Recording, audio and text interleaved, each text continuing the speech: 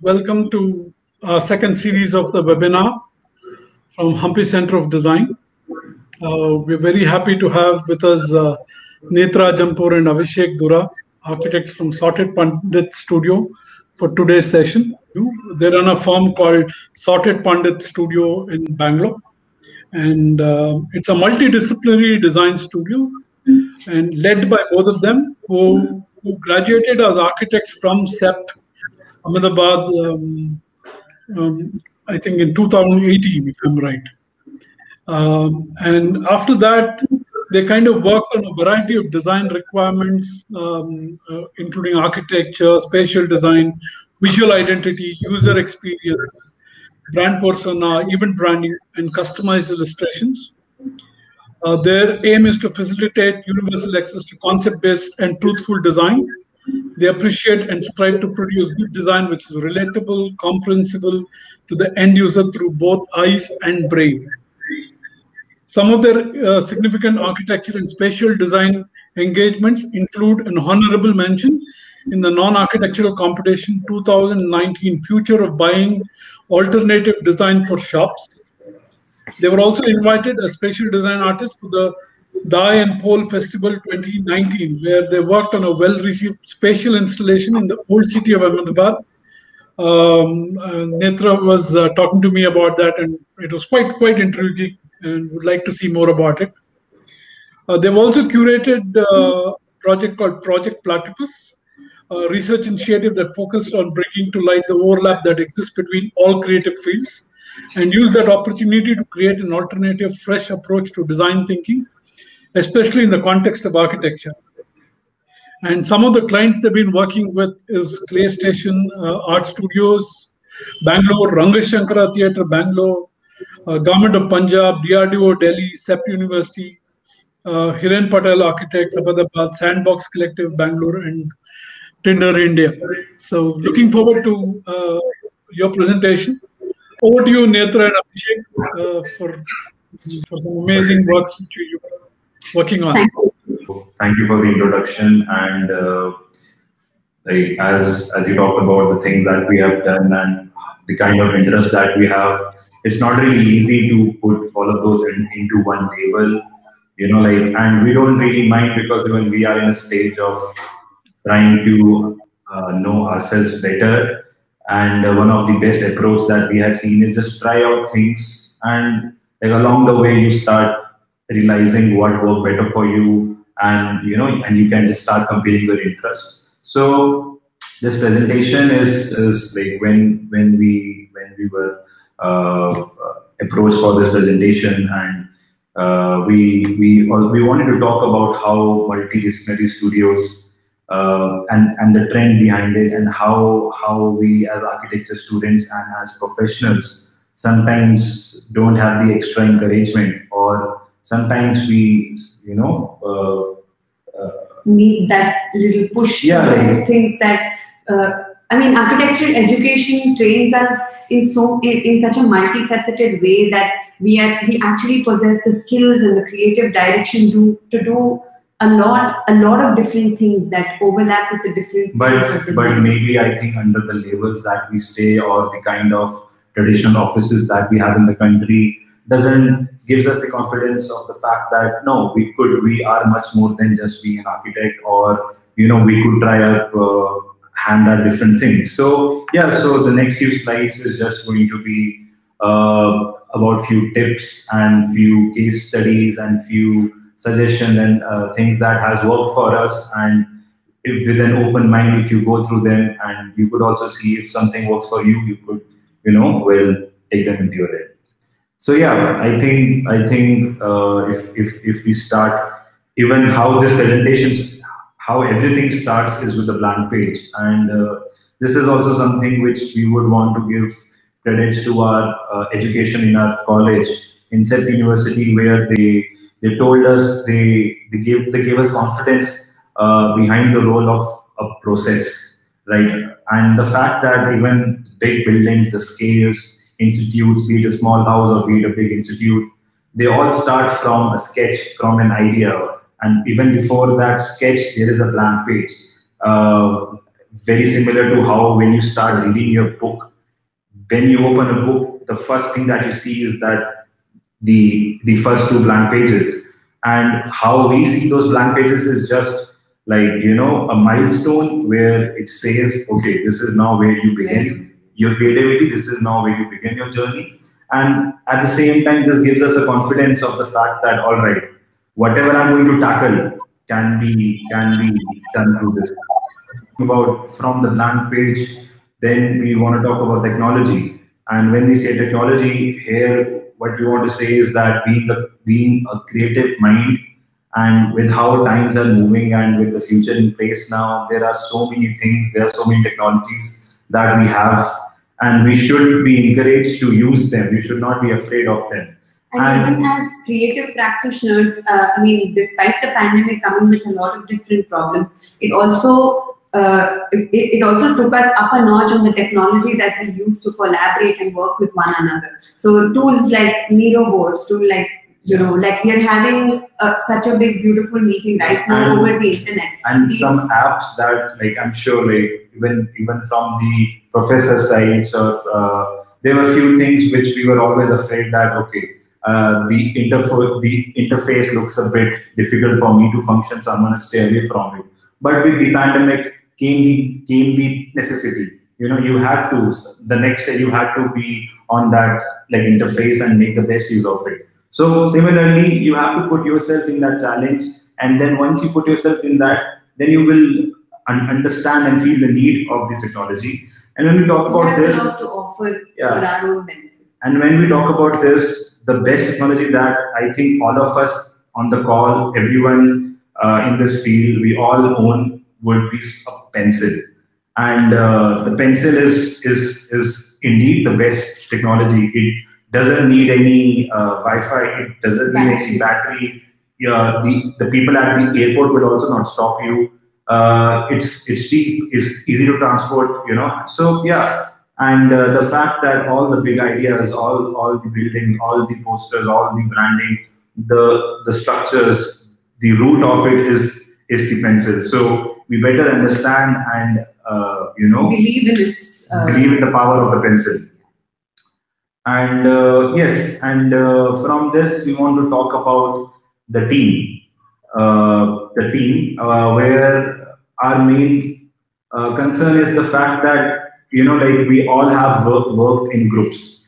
We all have worked individuals, and this is something that when we as graduates move into a professional, So I think with our experience, we have realized that the step one for making a team or even starting your own practice is that you have to sit down, take a step back, and find your strengths. Find your strengths and weaknesses, because the key, I think, is to nurture the strengths that we have and find ways to complement the weaknesses that we have. This might sound like a very cliche thing to say, and we all know that, but sometimes we don't really use it. And like when you go back to your experiences from the group projects that you did in your college or professionally, and when you look at the projects which went really good versus the projects where you didn't have a good time, it will all go back to the fact that, okay, where did you as a team sat down and shortlisted what are the strengths of the team and the weaknesses, so that you take a conscious decision and an approach to nurture your strengths, and once you find the weaknesses, you complement. And that's how a team is formed. That's how we started working together, where in fact, for us to even start working, first thing when we saw that the things that she is good at, the things that I am good at are totally complementary. And that was the biggest incentive for us to join forces and start creating. And to make something, to make your practice, to make your project as a team or as a personal honest and true to yourself, we have realized that whenever the things that we have worked on has been an extension of ourselves, has been an extension of our ideologies, of our interests, directly, again, this also will sound a bit more cliche, but here we are trying to tell you is that everything lies in the basics, and this is the core formation of a multidisciplinary studio. Because once it's multidisciplinary studio, you want to do all the things that your interest.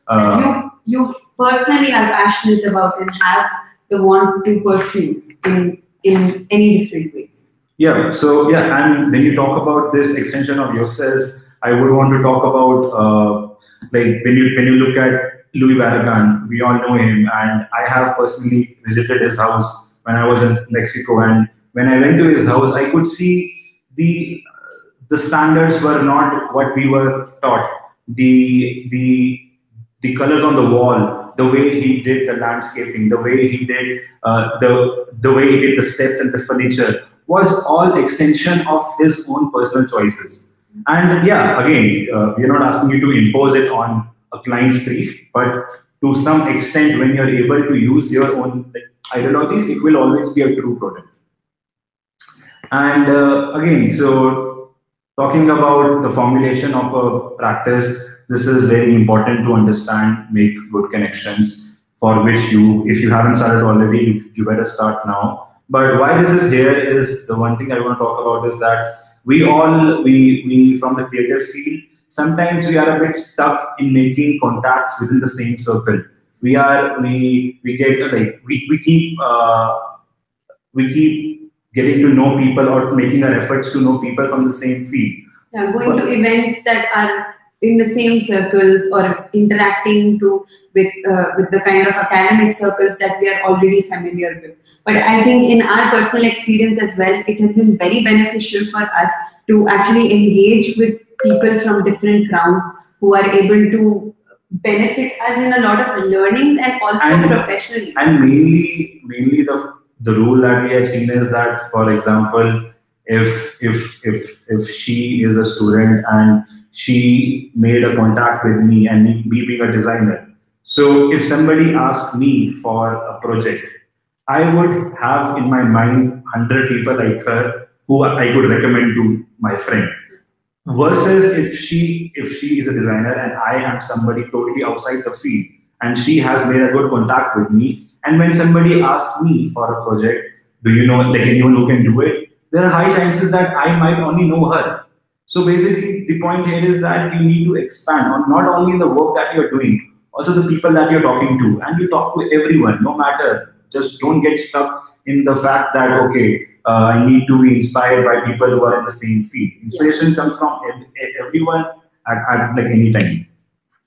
And again, this is a point which we have used in our past sessions as well, to make sure that whatever work you're doing, especially at a student age. This is directed towards people who are starting out. Or people who are still students and they have already thought of what they want to do after, which you can never think, but it's not bad to think of your plans.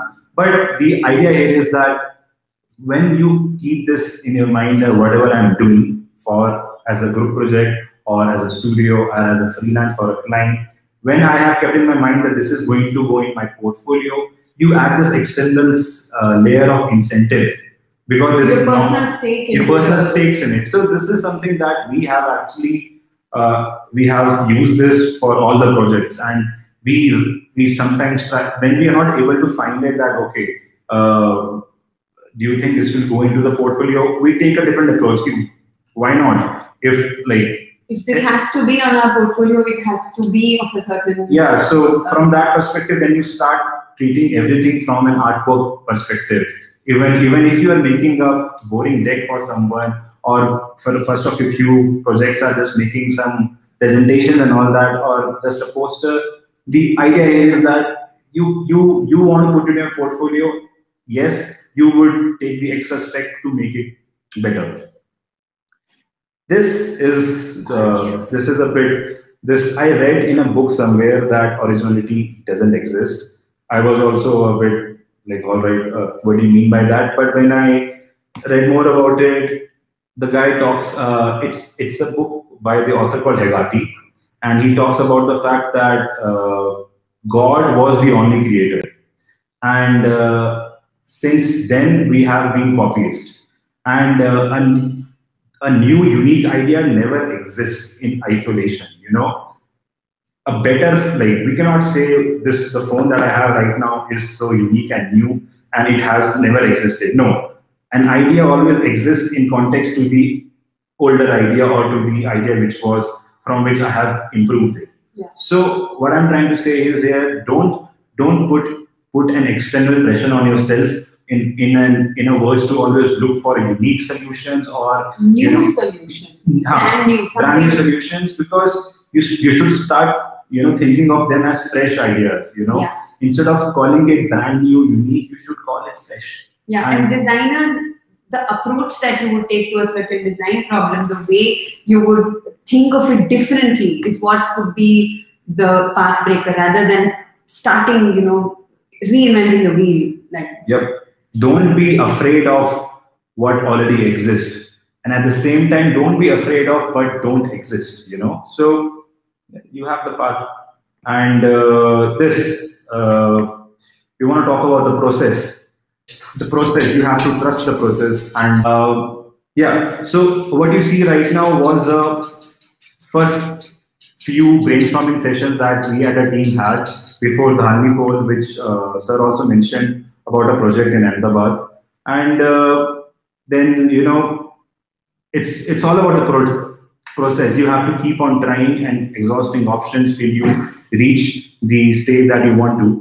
Yeah, like I think we can just quickly go through some of the ideation process that we were going for in this. So the project was basically, it was called The City in Type, where we were sort of creating a tribute to the hand-painted signages as one of our identification factors of the heritage of the old city of Ahmedabad. So you can see the kind of collages that we were making. Again, the process itself is of sketching, of putting things together, of trying to superimpose some of our ideas and the way we want to tie things together into collages, into sketches, something like this. And here is a picture of the space itself, where you can see how it actually turned out to be quite similar to the sketch that and the very conceptual ideas that we had about the space. This was like in the same way we want to also talk about the other things that we do. So again, figuring out things through your sketches, and again, so the same process that has been applied to your architecture will be applied to any form of design, because what kind of process are you going to use, that is subjective to every individual. But the fact that every creative problem can be tackled with a process, that is what we're trying to say. Yeah. And this is also one of the things that we have done, from sketch to making mood boards and then doing the actual shoot. And similarly here also, if we were commissioned to make an illustration for a pickle brand, this also started with sketches and trying to define each element, and from there you move to the final thing. Again, as you can see, we don't really have a fixed style. We also believe that every project deserves its own style, but that style can only be understood when you really get to know the project. And also coming from the team discussion that we were having, we believe in bringing out the strengths of the team members, because coming from a certain style in terms of, say, illustration and things like that, the kind of style that they have worked on for several different years, it's always good to make use of that, superimposed with our ideologies to create interesting work. Again, this was the project that is an ongoing project for the government of Punjab. We are making a set of Anganwadis. Why this slide is here is that the first approach to this whole project was just with an open mind, make an illustration of an ideal Anganwadi in your head. Anganwadi, if you guys don't know what that means, it's these government play schools which are done for every population of 700 villagers. And yeah, it's the play school that we all know. And it's also a place where it's a care center for young mothers and their children as well. So yeah, Anganwadi plays a very huge role of being a community engager in different parts of the villages. And but with time and how our government works and due to the less maintenance, these things have been abandoned, and so we had to look at a fresh approach. But yeah, again, why we have it here is to show that the process is what will give you the answers. And another thing that we were doing for this project was a wholesome design approach rather than just a traditional architectural approach, where we were designing some of the furniture, the murals, and things like that.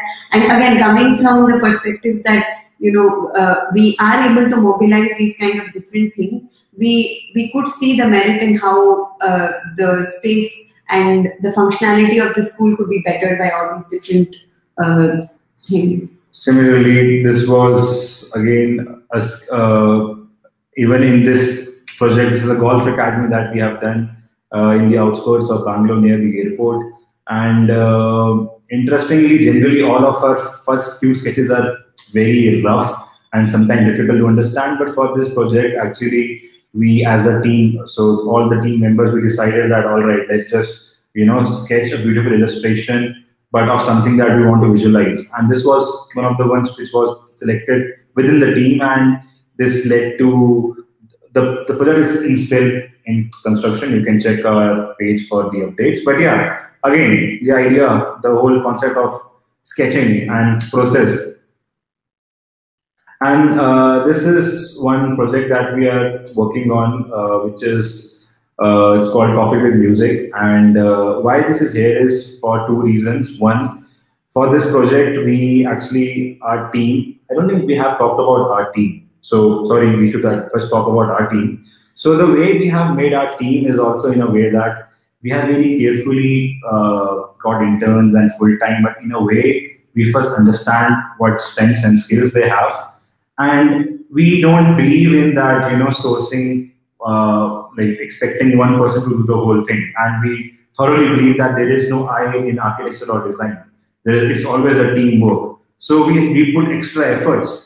We put a lot of extra efforts in making a perfect team in our sense, where it would complement each other. And and also looking at the kind of briefs and the design problems that we are to face is an important informing point for us to bring together our team, looking at the kind of skills and the kind of expertise that people who will. I mean, yeah, because we have created a team where there are different people are offering different skills, ranging from from product design to illustration to graphic to photography to copywriting. So as a collective, it gives us an immense confidence. And upon adding to the confidence that already we have in the process, so this gives us an immense confidence in the fact that I think every problem can be solved through creative solution. And with that, we don't really, we hardly say no to projects that are new, that are different from what we have already done. And this is a very good example of a project where we are dealing with bamboo. And again, so sometimes you don't have a certain set of skills that you require for a project, but we are a creative mind it's an open mind, and the learning never stops. So at the same time, you should also have the motivation to, start your learning, and the learning never ends. And similarly, this was one of the bookshelf that we are doing, which is on the wheels. And here, what we tried to do was to understand the uses and the functions. I think we'll talk about this in the next few slides.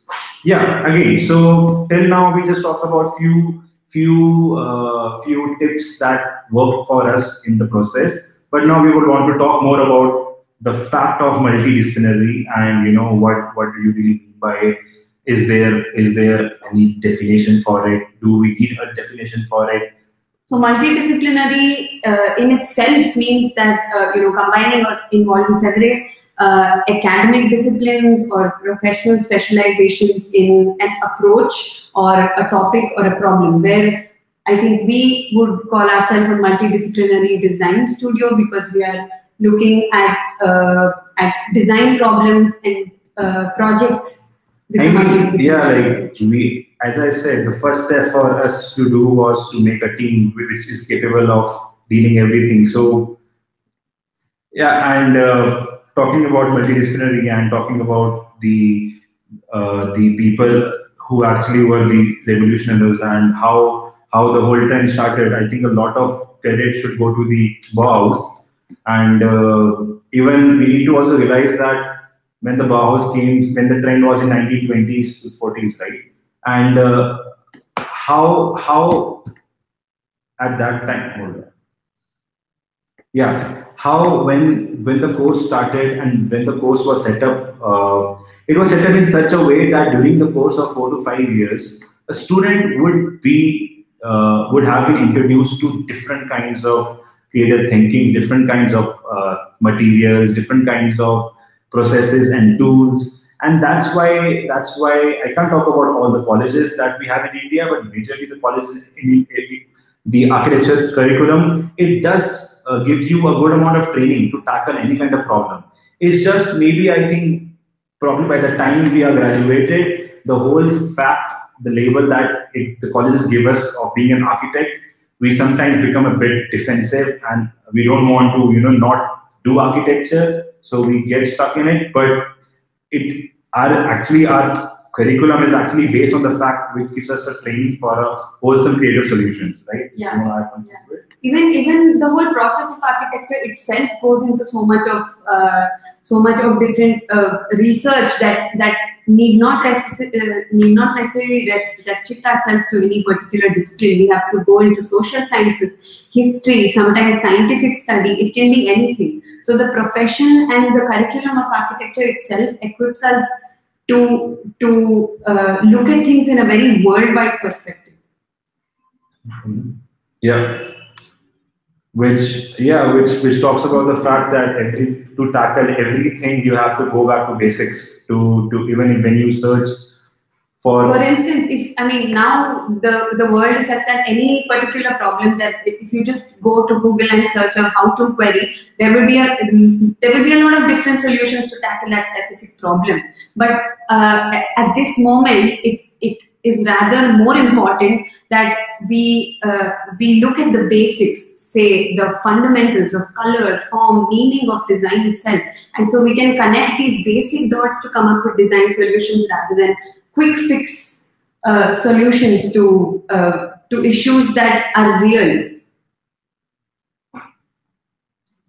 And one of the things that even Bauhaus talks about and we all talk about is the fact that we should reject the notion of failure, because it's the only way we can exhaust and try different approaches and explorations. Even this is something that we use it like in our design process. Whenever we tackle something, be it a branding project or just to figure out which is the best place to put the window, till you don't try out all the options and you don't exhaust options, and then when you shortlist some and compare them. So yeah, I don't know if you guys watch Cobra Kai. It's a show on Netflix. It talks about that defeat never exists. Defeat will only exist when you from your end have said, okay, I have stopped trying now. Okay, if this has failed now, but I know I'm going to still work on it. So you cannot call this a failure. This is just one option that you worked on it and you will work to a new option. So have this kind of thinking. And when we talk about multidisciplinary and how the architecture, art, design, product design, graphic, there's so many labels that we have in the field. And I think one factor that puts all of them into one umbrella would be understanding the users and the functions. I think that's where we start defining each different things. We first start understanding, okay, because you have to understand that even a building that exists, a build structure, even the building that exists, the users are not only the ones who are inside the building. The users are not only the ones who are actually inside the buildings. The users are also the ones who are on the road looking at the building and how they are being influenced and inspired by the look of the building and by the presence of the building. Similarly, when you start looking at your briefs and your what you are supposed to design from this perspective, it gives you a better understanding, on what scale do I test my design. And to understand the scale, that's where you understand the users.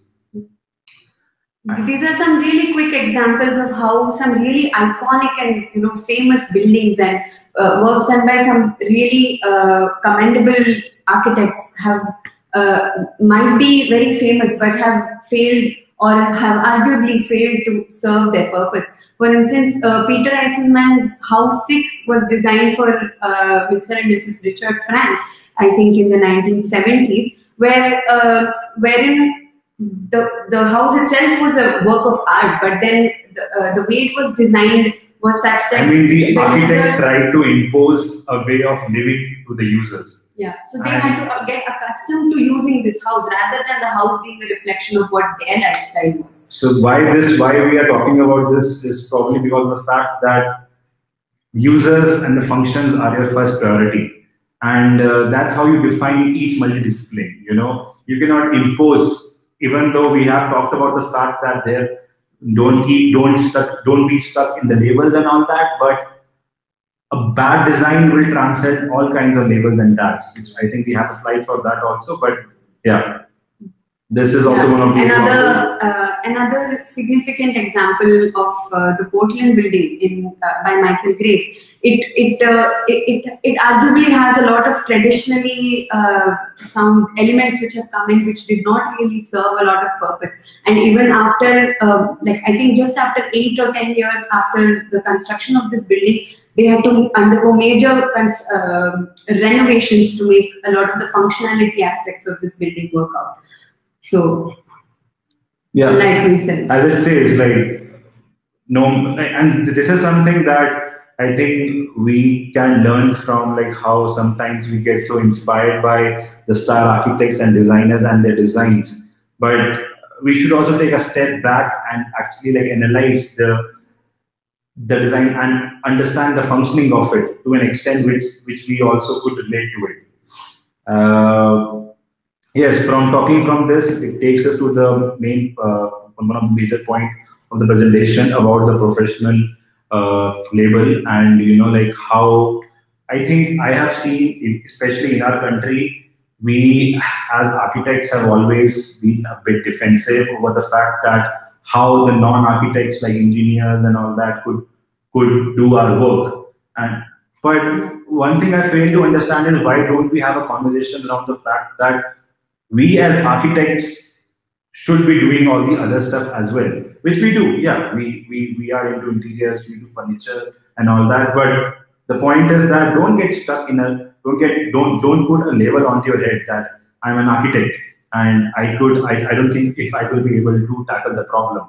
The idea here is that you are not only an architect, you have a creative mind which is open, and as long as you stay creative, you will be able to tackle anything, And yeah, one of the things is that standards, they exist. Standards, they exist to always put you back to a reference or to give you a reference. And it's like a template which has worked for many different people. To make sure you're fundamentally right. But as I said, if there's a chair that we have designed and it hasn't worked for her because she has some different kind of functioning, but if it has worked for me because the way I want to work, then it's a beautiful design. So if the standard says this is shit in that book, but it's not in mind. So again, coming back to the user, if it works for the user, if it works for the brief of the project, then it works. Similarly, why again we are still taking you back to the fact that why this is there in this presentation is because that's how you should tackle to all. This should give you more encouragement of doing things which you have not been taught. You don't need to know the standards and the rules that exist there. It's this general common sense and your own feeling and your own experience that will give you the clues of how to do it. Yeah, time is moving fast, and we feel so should you. There are so many case studies in the country, like Virgil Abloh, the founder of Off-White brand. I don't know if you guys know him. He's a musician, an architect, and product designer. And he talks about the fact that how I don't stay in any fixed label. I don't even call these things as architecture or as design. It's all about what's the brief on me, and I have the confidence to take it forward. Actually, this takes me back to a conversation with my friend which I was having. He's also an architect, and he left architecture practice a couple of years ago, and then last year he joined a UI UX firm. But meanwhile, he has been doing his documentation of the traffic in Bangalore. So this one day I was talking to him and I asked him, "Are you going to leave UI UX next year?" And he said, "Yeah, I'm going to leave in the next few months." And I asked, "So you will not take any more projects? What about the whole 1 year that you worked?" Is that experience going to go to waste? And very comfortably he told me, "Yeah, whatever I learned there, I'm just going to put it in whatever I'm doing next." And that is what also, that's the kind of conversation that we should let our minds have. We have become so used to understanding experience and understanding practical world work in such a linear way that we think, okay, if we want to apply to an interior design job, we should have had experience in an interior design office or something like that. Yeah, and that's how that's the thing. You don't see, like, if I worked in an IT company or in some other non-design, I'm not going to only learn how that product is worked. Within that whole process, I'm going to learn. I will develop my own processes. I will develop my own learnings, which will be reflection of my own thinking. Yeah. That is something, when you start thinking about that, you will understand whatever you would do in your life will always be overlapped to what you are doing right now. Your experiences, essentially. I think we can take you through a very inspirational office of Ray and Charles Eames, who were basically is arguably the first multidisciplinary design studio of the world. So there, it's around the times of 1940s. I think they ended the practice in 1976, if I'm not wrong. But yeah, they also came to NID. They were an important part in setting up NID and that as well. So, like they've put it, it's very simple, and it's actually a very good motto to go by. The only motto that a designer could have is to positively impact people's lives and environments.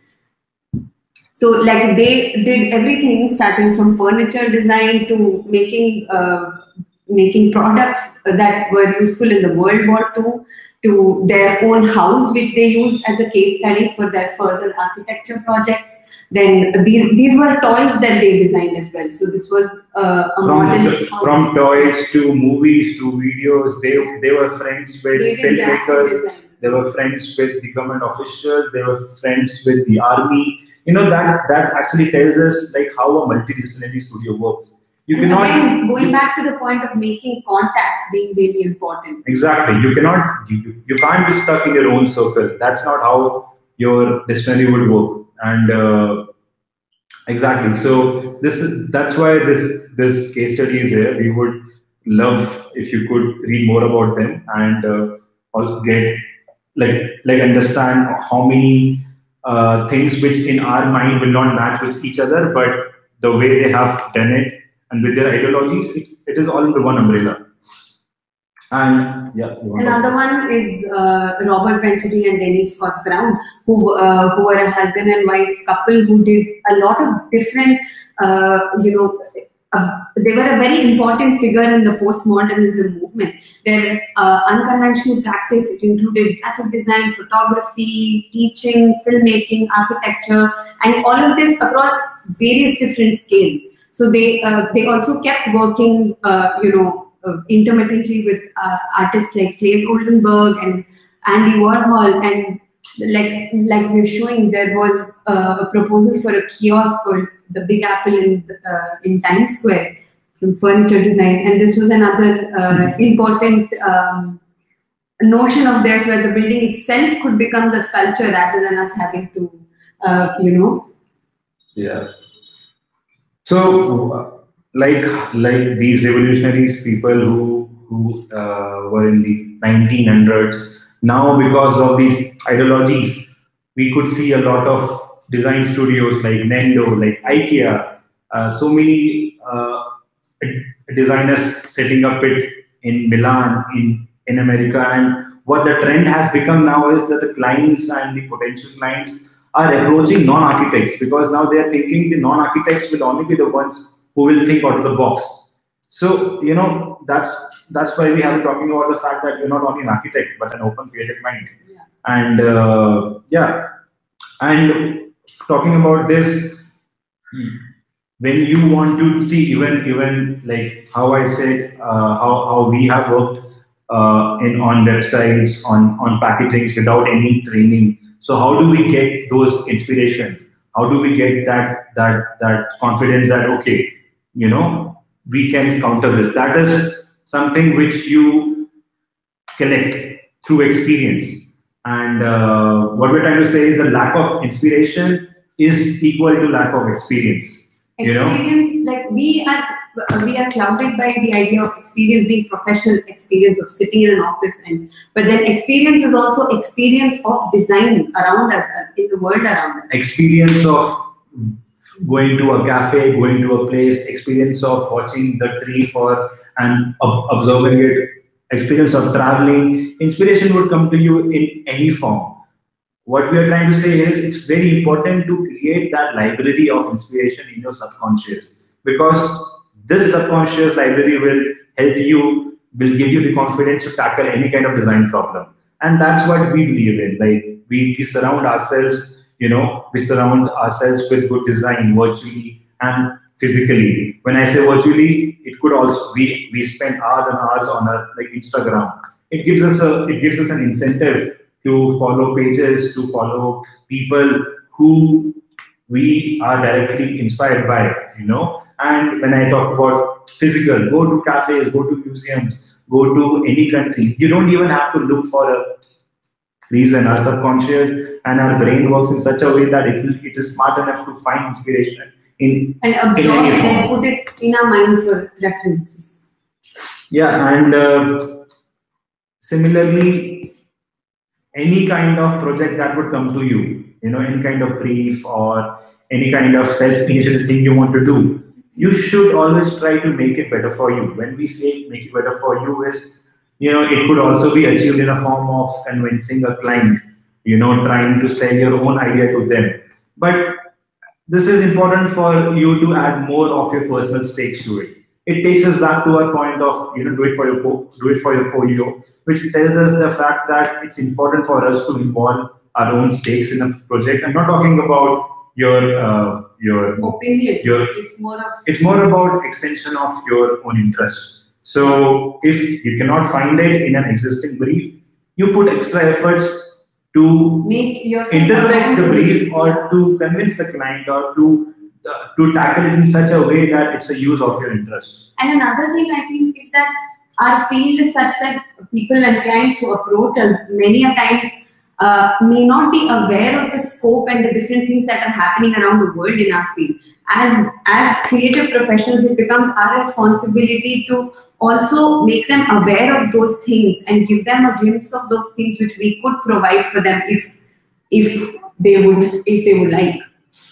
And I think we would want to end this presentation with this slide which talks about what's right and what's not right, saying, okay, whatever we have talked, these are the things that have worked for us in our experience, and you know, and you should not get demotivated. You know, like so many times when there are motivational speakers talking or architects talking or any designers talking about their ideologies, and then sometimes we directly try to copy it or we directly try to use it and apply it in our own way. And sometimes they don't work, and then we get demotivated and demoralized, and you know, our willpower starts going go down, self-esteem. What we're trying to say is that instead of trying to you know, take suggestion from anyone, you should make some extra efforts of understanding who the source is. You should see, okay, the context, the sources. You should, because what has worked for him or her will not work for me, because we're not the same person. We don't have the same surrounding. We don't have the same context. We don't have the same background. So that's what we do. Like, we also take inspiration of work and style. Even talking about fashion, the kind of clothes that you want to wear. If I want to see what kind of clothes I want to wear, I should look at people with the same body posture like me, with the same height like me. You know, it will give you better results instead of trying to take clues from somebody who's totally different to you. Yeah. So yeah, so I think this is where we want to end the presentation, where we say have an open mind and don't get demoralized when things don't work out for you. Instead, just try sources of inspiration which are in the same ideology with you. Thanks, Netra and Abhishek, for that journey into young architects' mindset of working on new design thoughts. It kind of triggered off. I just pulled out a quote by Jiddu, where when you showcase the works of Eisenman, and where Jiddu Krishnamurthy talks about, we are becoming more and more artificial, more and more superficial, more and more verbal, moving in a linear direction, not vertical at all, but linear. And so artificial things become more important. Theaters, cinemas, the whole business of the modern world. And very few have the sense of beauty in themselves. Beauty in contact, beauty in behavior, beauty in the usage of language, the voice, the manner of walking, the sense of humility. With that humility, everything becomes gentle, quite full of beauty. We have none of that, and yet we go to museums and galleries. We have lost the delicacies, the sensitivity of the mind, heart, and the body. When we have lost the sensitivity, how can we know what beauty is? And this kind of puts me into a small question with you in terms of saying, with your experience of working on that Ahmedabad story, because you took something which is quite mundane, like a painting, handmade sketch, and then tried to convert that into an experience of walking through, and try to derive beauty out of that. So, can you elaborate on that project a little bit more?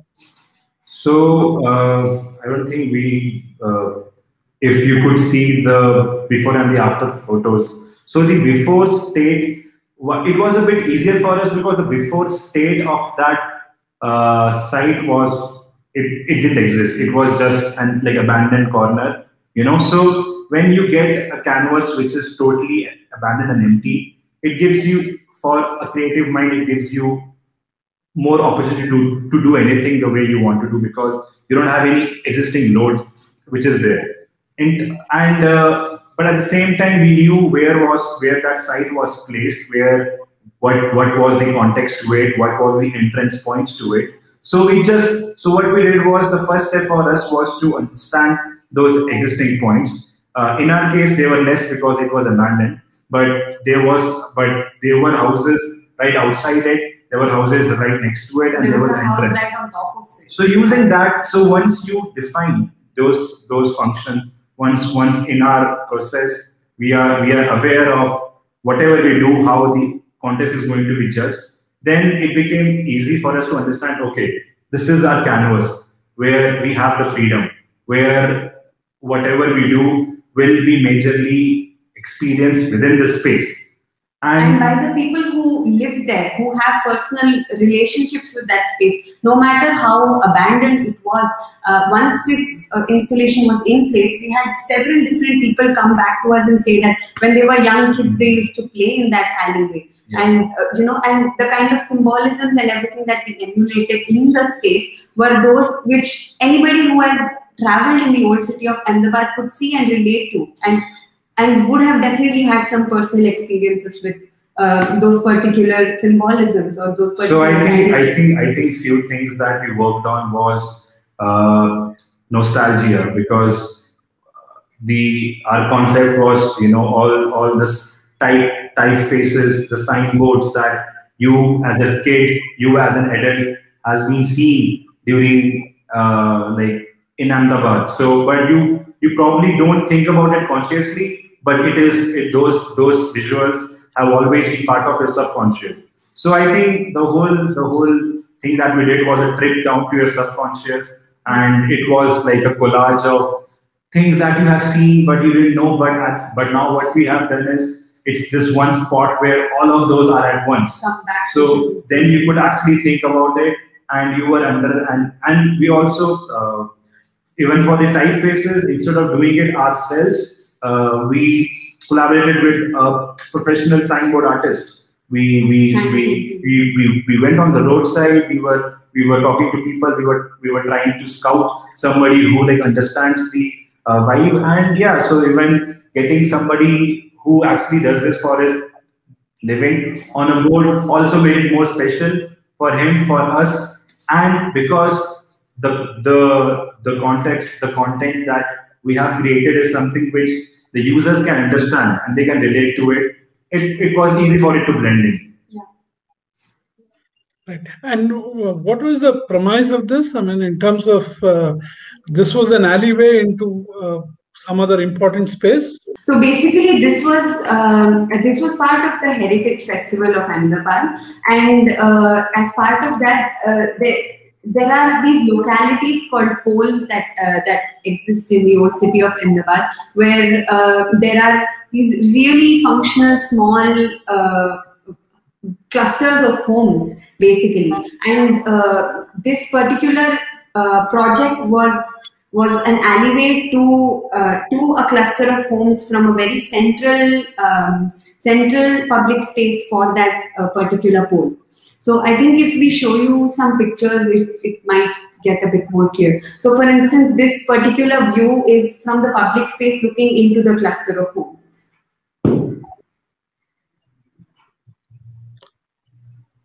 Yeah, this was being used by a couple of people to park their vehicles and cycles which were abandoned. Before after?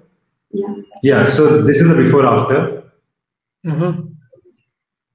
And,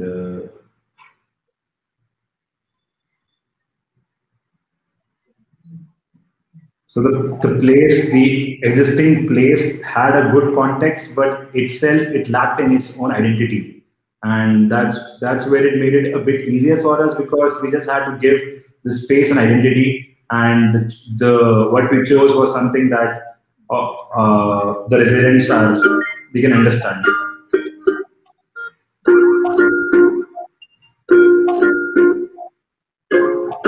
And it was all done in 2 days, 2 or 3 days.